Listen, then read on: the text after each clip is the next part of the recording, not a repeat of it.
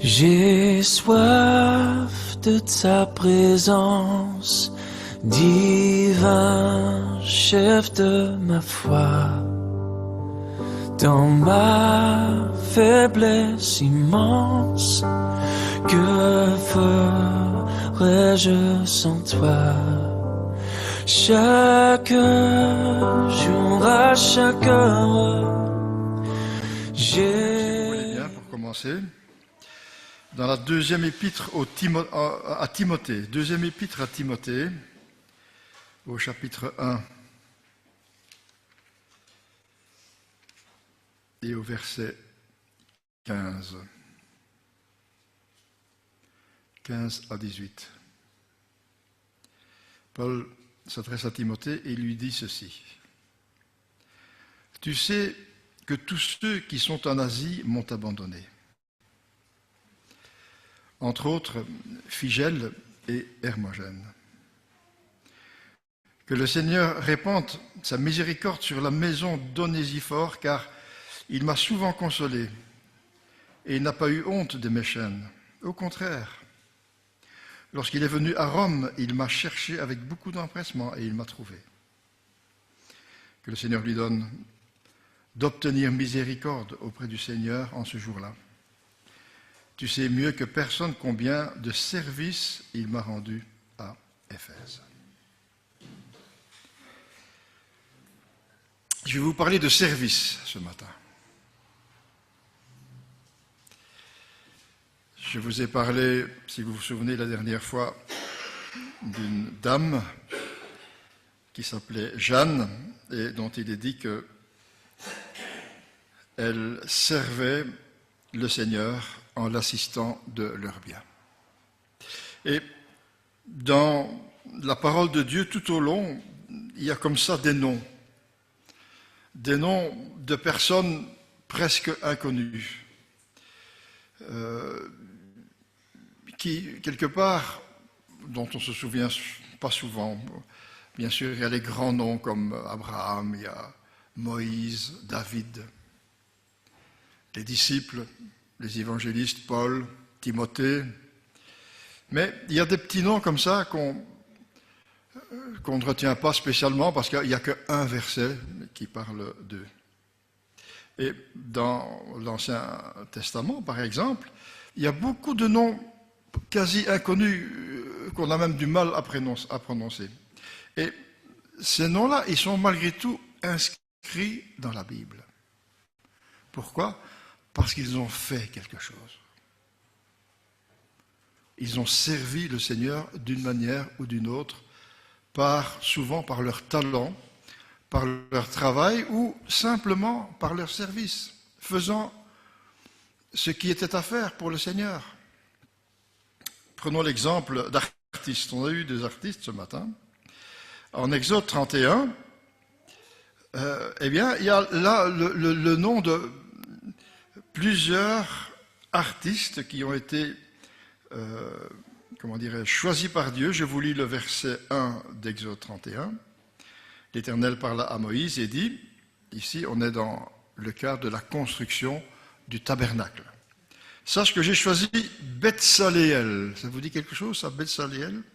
Fils d'Uri, fils de Hur, de la tribu de Juda.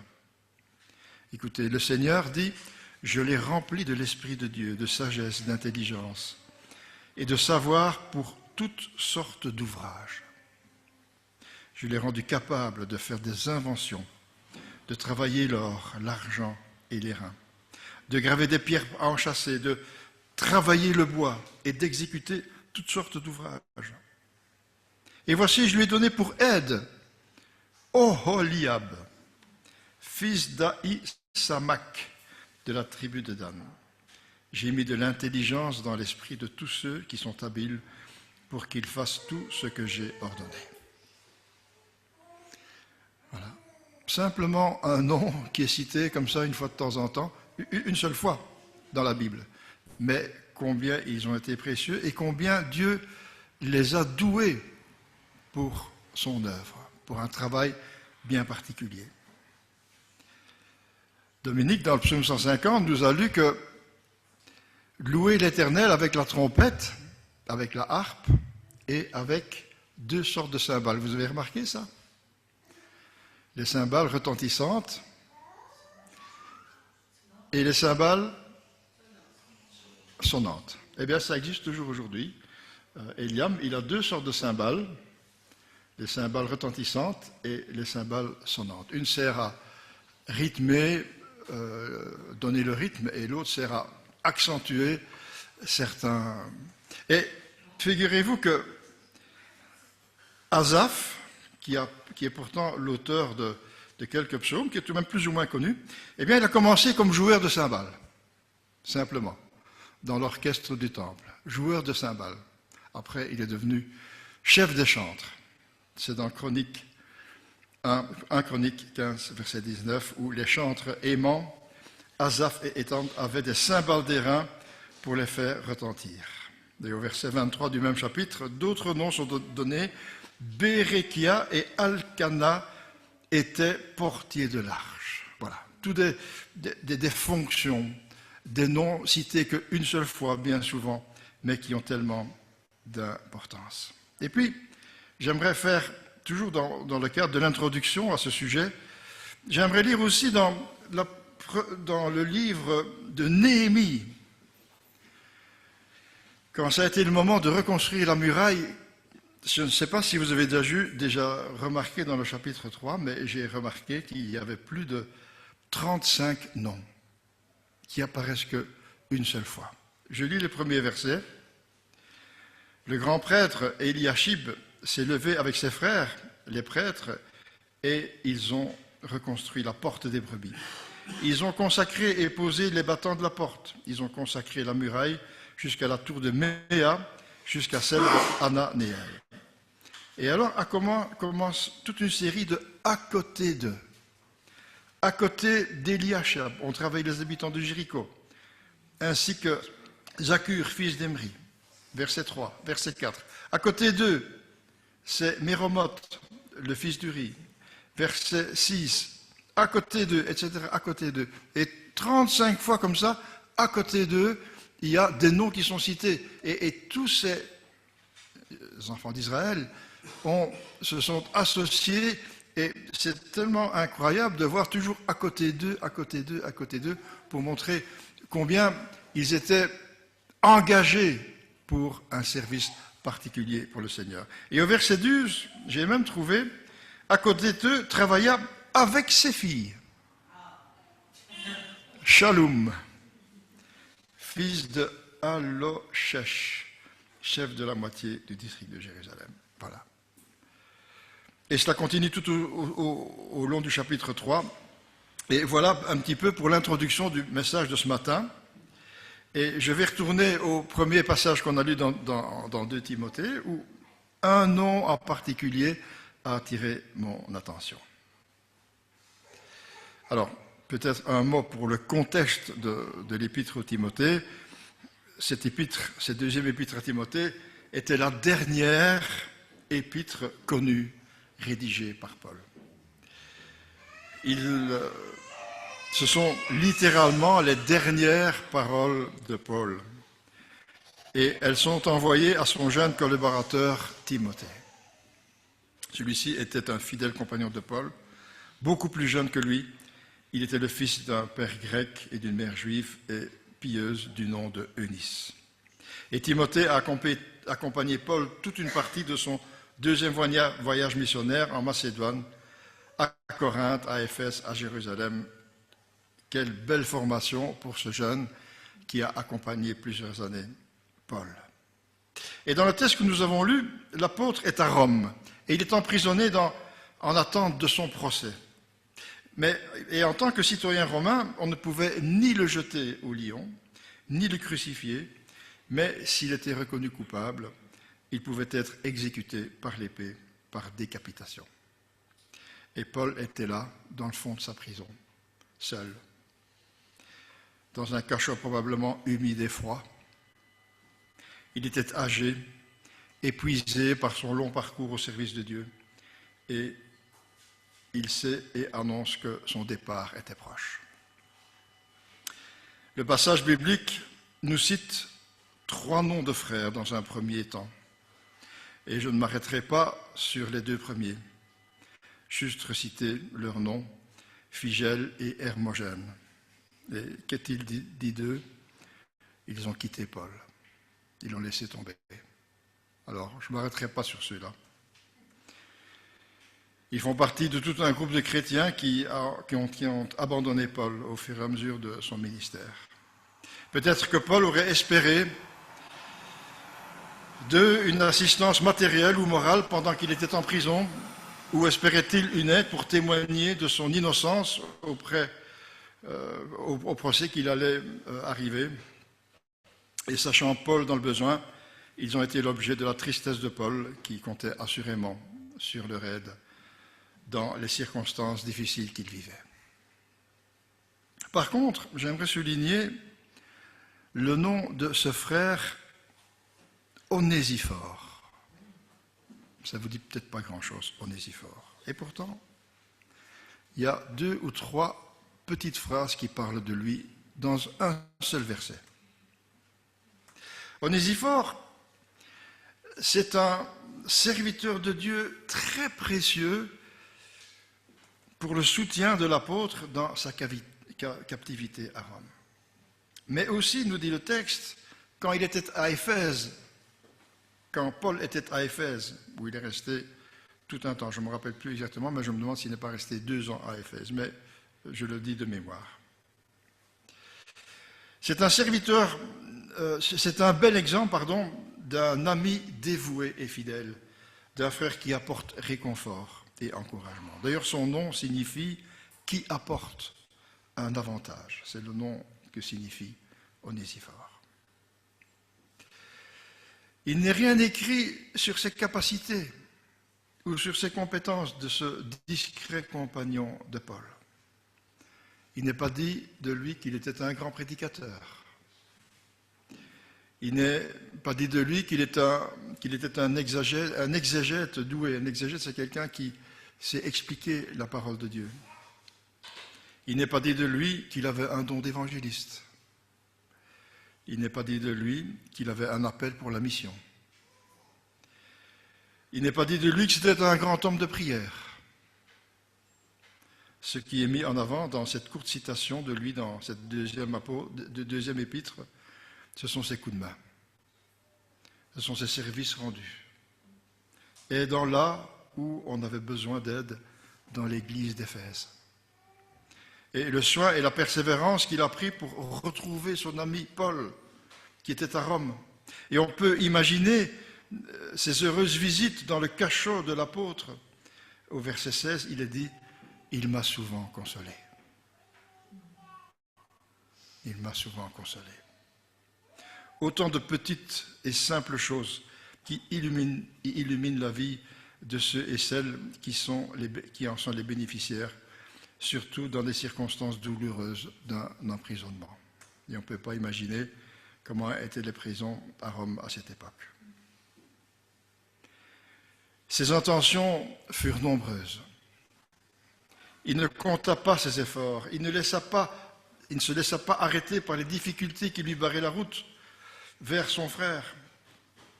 Le texte nous dit au chapitre 1, verset 16, « Il n'a pas eu honte de mes chaînes. » Il n'a pas eu honte de sa foi, ni de son frère emprisonné. Il n'a pas eu honte de se trouver en prison, en compagnie des voleurs, des gens sans foi ni loi, qui tuent, qui volent et qui violent. Il ne s'est pas découragé devant la tâche lourde, difficile et dangereuse de se renseigner pour trouver Paul et de faire des investigations pour trouver un prisonnier dans cette capitale mondiale qu'était la Rome antique. Le texte nous dit qu'il est même venu à Rome. Il n'habitait pas là, il habitait probablement Éphèse. Le verset 17 nous dit, au contraire, lorsqu'il est venu à Rome, il m'a cherché avec beaucoup d'empressement et il m'a trouvé. Il n'a pas reculé devant les moqueries éventuelles, devant ce qui aurait pu paraître comme un entêtement inutile. Sa fidélité traversa l'espace et le temps. De la ville d'Éphèse à celle de Rome, d'une période de sa vie à une autre plus lointaine, d'une situation à une autre, Onésiphore resta, comme dit le Proverbe 17, l'ami qui aime en tout temps, celui qui dans le malheur se comporte comme un frère. De compagnon de service à Éphèse, il devint en quelque sorte un compagnon de captivité à Rome. Et je paraphrase Matthieu 10, 42, « Tel un verre d'eau donné, telle une visite rafraîchissante à une âme en peine, il ne perdra pas sa récompense. » L'apôtre le sait très bien. Il a écrit dans sa lettre combien Onésiphore est venu le visiter. Il lui a donné de telles consolations et encouragements dont il avait besoin. Et comme la Bible dit, quand viendra le jour des rétributions, le jour où tout sera pesé et mesuré à sa juste valeur, selon Matthieu 25, Onésiphore recevra la juste récompense pour avoir visité son frère en prison et pour son dévouement à Rome. On dit souvent, tu ne l'emporteras pas au paradis.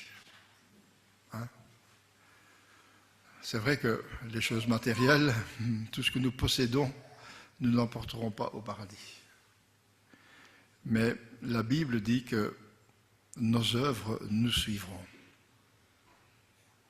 Tout ce que nous faisons pour le Seigneur, tout ce que le Seigneur nous a mis à cœur de faire pour lui dans son œuvre, que ce soit des petites choses matérielles, eh bien ces choses-là sont inscrites, comme je le dis quelquefois, dans le carnet du Seigneur. Et elles seront ressorties un jour.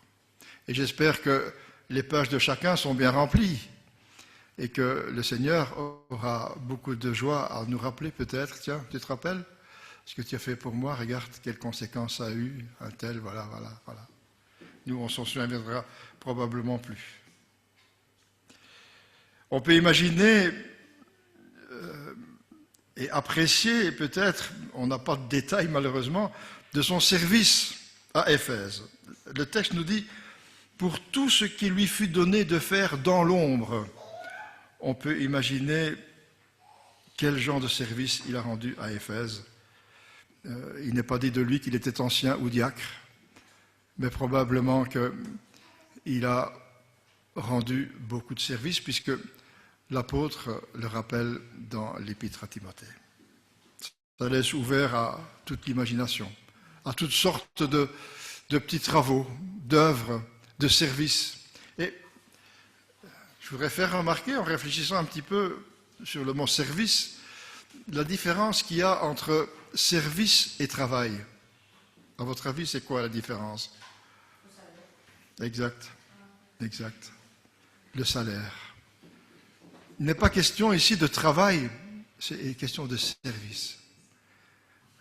On a fort à croire que Onésiphore était un bénévole, voilà. Il a aidé de tout son cœur à Éphèse, à Rome, pour assister Paul et l'église d'Éphèse.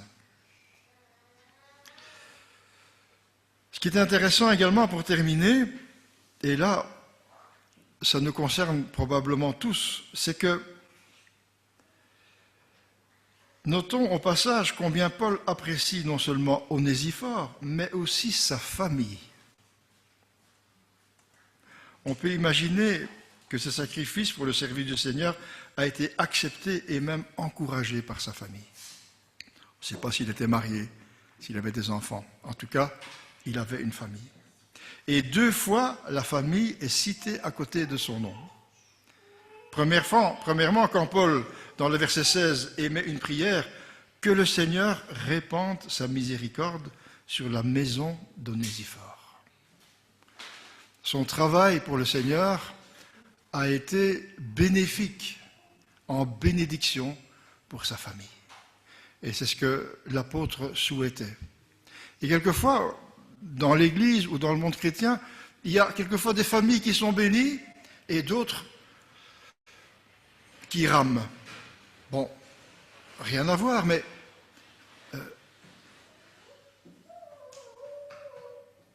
savoir qu'on est libre pour le Seigneur et qu'on veut servir le Seigneur d'une manière ou d'une autre. avec les dons, avec les moyens, avec des petites choses, est-ce que ça pourrait retentir sur notre famille? Est-ce que la famille pourrait être bénie particulièrement à cause de ce qu'on peut faire pour le Seigneur? Et à la fin de son épître, dans les salutations, il écrit au chapitre 4, verset 19, « Salut Prisca, ainsi que Aquilas, ainsi que la famille d'Onésiphore. » On peut imaginer que Onésiphore avait enrôlé quelque part sa famille dans l'œuvre du Seigneur. Ça avait été remarqué par Paul.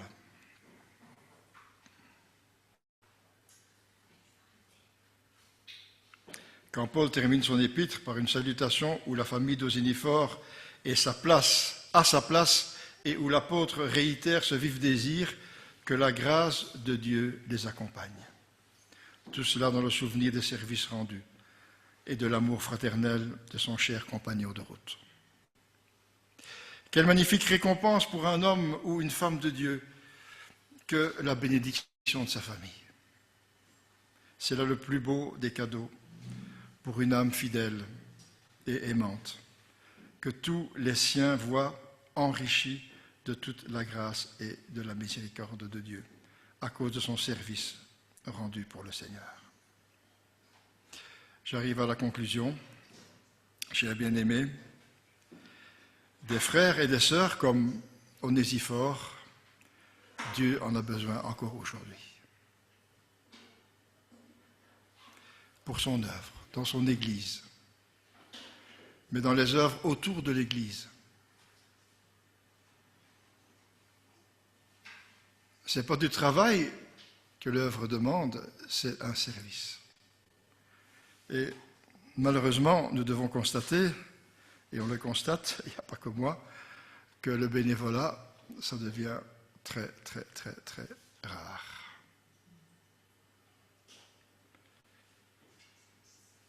Cet homme, Onésiphore, était un homme de service, un vrai serviteur. Certains commentateurs l'ont même qualifié de fils de consolation.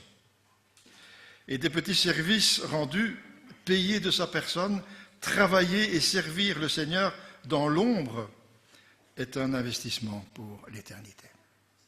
Souvenez-vous du carnet du Seigneur, de Dieu, qui sortira lors du tribunal de Christ. Rappelez-vous, je crois que c'est dans Romains 2, le tribunal de Christ, où chacun rendra compte devant Dieu du mal et du bien qu'il a fait. Chacun. Donc il y aura un carnet avec tout, avec probablement 2 colonnes. Nous, les chrétiens, ceux qui ont confié notre vie au Seigneur, qui avons accepté sa mort et sa croix pour nous, la colonne de gauche, où il y a tout le mal qu'on a fait, eh bien cette colonne de gauche, elle a été prise sur le Seigneur à la croix. Elle a été prise sur le Seigneur à la croix. Il a été puni pour ça. Il a été puni pour ça. Mais la colonne de droite, si elle est bien fournie, on sera tellement heureux de se remémorer de ce que le Seigneur a tout noté, de ce qu'on a fait pour lui. Que l'exemple de ce cher frère dont le nom est cité 2 fois dans 2 petits versets, à côté de Philgèle et Hermogène, nous appelle à réfléchir sur la situation préoccupante de l'œuvre du Seigneur. Il y a du travail pour tout le monde. Et si l'un d'entre nous se sent peut-être concerné, eh bien qu'il prie et qu'il demande au Seigneur quelle est l'œuvre que le Seigneur lui a préparée d'avance. Vous savez que le Seigneur, il s'occupe de notre vie, il s'occupe de nos jours, de tous les jours. Et qu'on soit jeune, qu'on soit vieux, il y a toujours à faire pour le Seigneur. Je sais que quand on est très vieux et qu'on ne sait plus se déplacer facilement, il y a tout un ministère de prière, de coups de téléphone, enfin que sais-je moi, d'encouragement. Il y a du travail pour tout le monde. Alors que chacun puisse réfléchir à est-ce qu'il est au courant de l'œuvre que le Seigneur a préparée d'avance pour lui. Voilà. Le Seigneur bénisse sa parole. Amen. Sous la pression, sous la tension.